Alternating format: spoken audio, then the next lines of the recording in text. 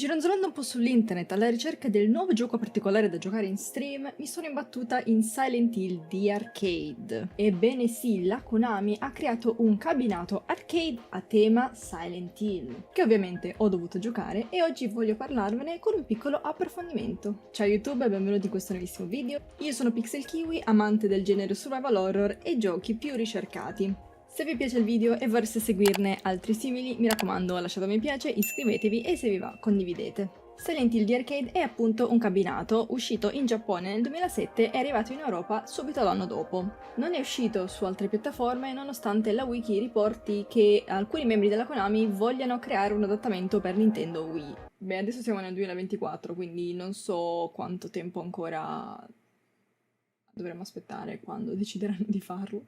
Diamo un po' meglio un'occhiata al cabinato in sé. Guardate l'effetto immersivo che dà questa tendina nera bucherellata. All'interno invece troviamo le due pistoline giocattolo per sparare ai nemici sullo schermo. Per fare questa recensione purtroppo non ho giocato fisicamente all'interno dell'arcade, ma ho dovuto emularlo su PC.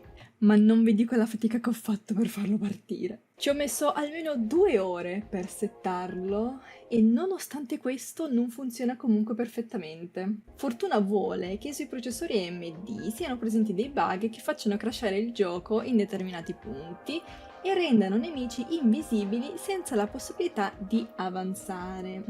Indovinate io che processore ho? Quindi purtroppo non sono riuscita a completare 2 degli scenari, ma ho potuto comunque giocare approssimativamente il 90% del gioco totale. Il resto ovviamente me lo sono recuperata su un gameplay su YouTube. Bene, dopo questa introduzione direi di andare a scoprire insieme il videogioco. Appena parte il gioco veniamo accolti dall'intro con una data, un luogo e una host che ormai conosciamo bene. Novembre 1918, Toluca Lake, Central Silent Hill.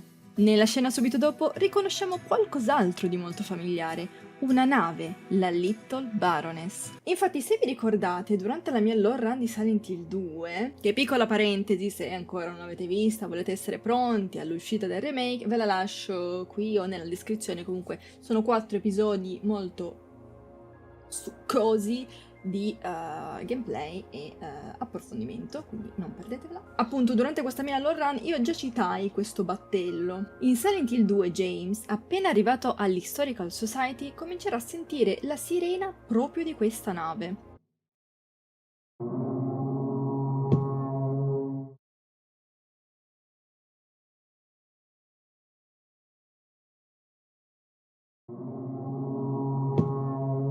Oltre a questo, potrò trovare un documento in cui si menziona il tragico destino della Little Baroness nel lago Toluca.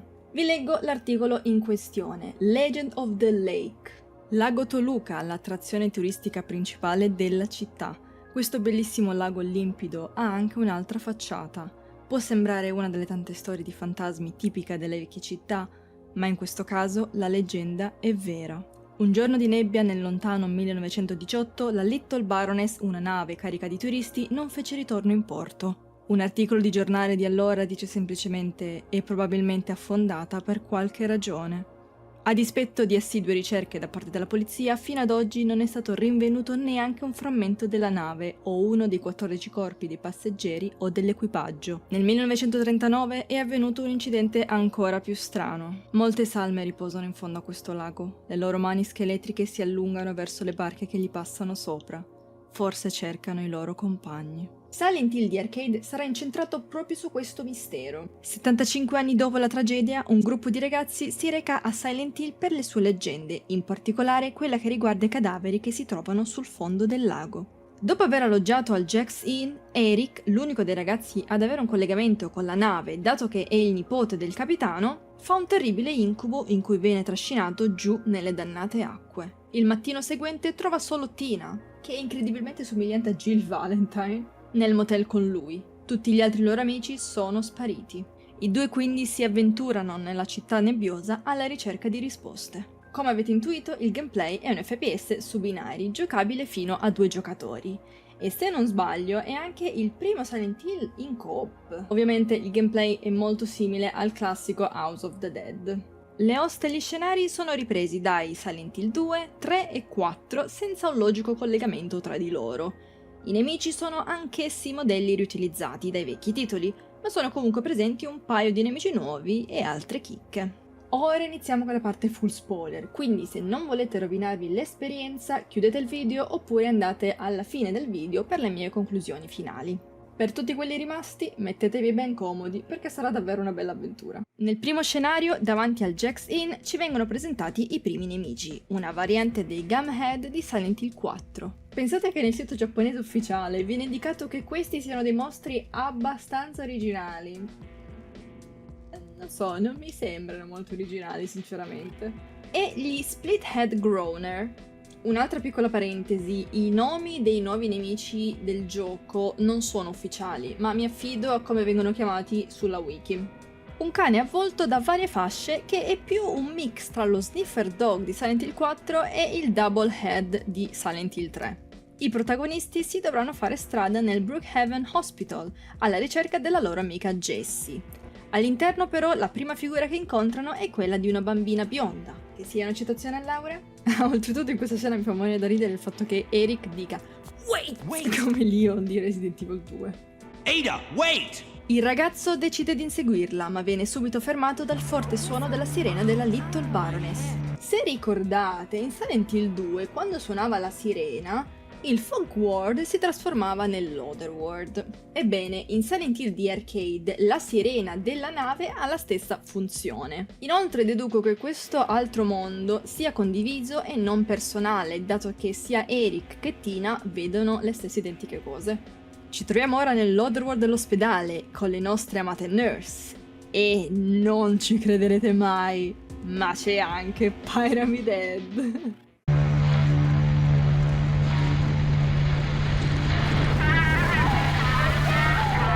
What was that?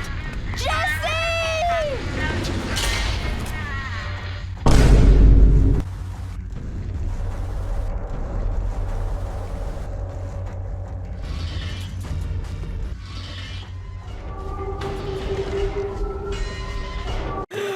No vabbè, c'è lui! No vabbè! No vabbè, c'è lui, è lui! È proprio lui! Sì, proprio il boy è collegato esclusivamente a James per i suoi peccati. Vabbè, chiaramente fanservice, ma sapete cosa? Non mi lamento. In questo gioco Pyramid Head è molto più veloce e tiene il suo pesantissimo coltello come fosse un samurai. Ma fa la sua fiera figura, come sempre, dai. Eric e Tina recuperano la loro amica Jessie, ma non riescono a tirare un sospiro di sollievo che un urlo li mette di nuovo allerta. La bambina infatti è inseguita da uno scraper. Devono aiutarla! Emily si trova sul tetto, ma non è da sola. Qui abbiamo la prima boss fight contro un nemico chiamato Guardian, che è un incrocio tra un Gumhead, un Numb Body e un drago. Una volta sconfitto, Emily ci spiega come abbia perso la madre mentre andava al lago. I due amici cercano di aiutarla raggiungendo il lago, in cui sperano di trovare anche gli altri membri del gruppo scomparsi. La via più facile per raggiungere il lago è tramite l'Historical Society. I nostri eroi si dirigono quindi lì. La sirena suona ancora e ora ci faremo strada tra altri Gumhead, Sanguisughe e Insane Cancers. Ricordate il Greedy Worm di Silent Hill 4, quel vermone innocuo? Ecco, in questo gioco diventa ostile e cercherà di divorare i due poveri protagonisti. Nel cortile principale troveremo Ryan e avrà luogo la seconda boss fight del gioco, contro lo Split Worm di Silent Hill 3 con relativa host. Ryan è salvo, ma non è finita qua. Tramite l'ascensore raggiungeremo il cimitero e l'ennesimo membro disperso del club, George. Ma in questo gioco se si trova un amico si trova anche un nemico. Quindi seconda boss fight contro un mostro effettivamente nuovo però questa volta. Chiamato Marionette, un manichino gigante a 4 zampe con una bocca deforme sputa Creeper. Esteticamente ricorda la bambina Emily. Onestamente mi piace molto il design di questo boss, bravi. George, chiaramente fan di Rebecca, è salvo. Raggiungiamo il lago Toluca, in cui abbiamo la visione della Little Baroness e, senza motivo, dopo il suono della sirena, verremo trasportati al centro commerciale di Silent Hill 3. Vi ho detto che il collegamento sensato tra gli scenari non esiste. Affrontiamo altri nemici ripresi da Silent Hill 3, ci troviamo di nuovo a caso nella metro e subito dopo di nuovo a caso nel Luna Park di Silent Hill 3. Ma qui incontriamo i nemici migliori di sempre e anche il motivo per il quale ho indosso questo cosplay. Robbie non è più la mascotte carina, ma comunque inquietante, inanimata che conosciamo. In Silent Hill The Arcade ora è il nostro nemico ed è molto violento. Ci tirerà asce, utilizzerà fucile da cecchino e addirittura il mio incubo da sempre nei videogiochi, la motosega. Però li adoro ragazzi, Silent Hill The Arcade 10 su 10. Dopo la sezione del Luna Park avremo un flashback di Emily con suo padre. La bambina dice che la mamma la sta chiamando per andare al lago, ma la madre purtroppo è morta e non riesce credo a capire e accettare la realtà di questo tragico avvenimento. Emily però ora dice di chiamarsi Anna. Cosa significa? Il nostro amato samurai ritorna violentemente contro i protagonisti. Ora dovremo affrontare lui nell'arena. La sconfitta di Pyramided farà partire un altro flashback, in cui la madre di Anna propone alla bimba di andare al lago, a cui non andavano ormai da anni. A caso ci troveremo nella sezione della lunga scalinata di Silent Hill 4 contro fastidiosissimi tipi di pipistrelli e altri esclusivissimi Gumhead. Vediamo ora una cutscene molto importante che ci mostra Emily, posseduta da Anna, che riesce a raggiungere sua madre.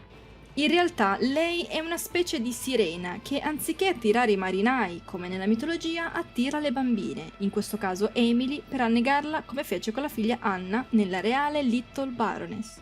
La finta madre trascina Emily in mare e si trasforma in un gigante mostro chiamato Fantasma.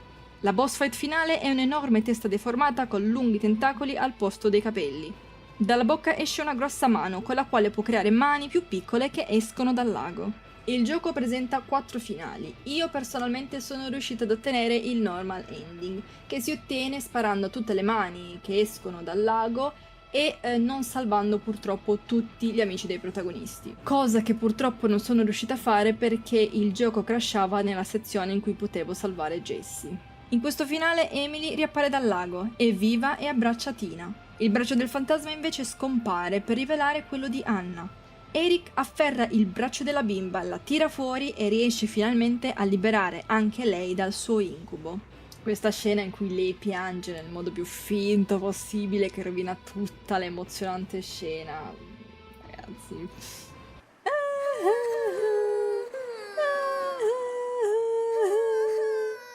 Si vede la scena in cui la Little Baroness salpa. Tina chiederà ad Eric se secondo lui madre e figlia siano riuscite a riunirsi, ma lui non sembra sicuro perché non riesce a vedere il suo bisnonno sulla nave che si allontana.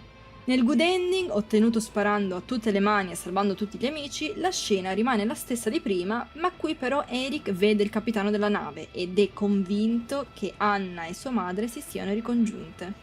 Comunque che lui sia convinto o no, in questi 2 finali si riuniscono comunque. Nel bad ending, ottenuto non sparando alle mani nella boss fight finale, Emily non si sveglia e Eric vede il braccio di Anna sprofondare nel lago, non riuscendo ad afferrarlo. Eric si ritrova da solo, solo una radio emette un suono là vicino. Si tratta della voce di Anna che dice «Perché non mi hai salvata?».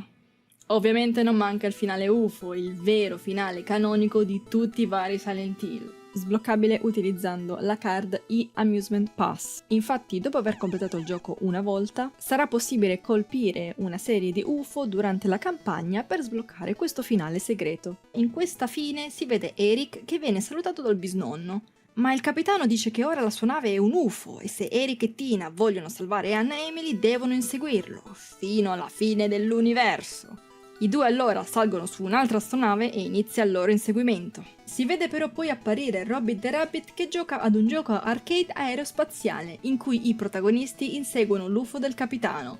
Capolavoro assoluto. Inoltre, grazie alla mia grandissima community di Twitch, mi è stato riferito che il gioco giocato da Robbie the Rabbit sul cabinato è chiamato Gradius. Quindi un'altra piccola chicca. Ebbene, questo era Silent Hill The Arcade, una piccola avventura di un'oretta su un evento citato in uno dei titoli principali della serie di Silent Hill. Per quanto siano presenti modelli, scenari e host riutilizzati con collegamenti poco sensati, per me non è male. Sono presenti chicche che secondo me per un fan di Silent Hill sono ben apprezzate e sia in singolo che in co-op il divertimento non manca.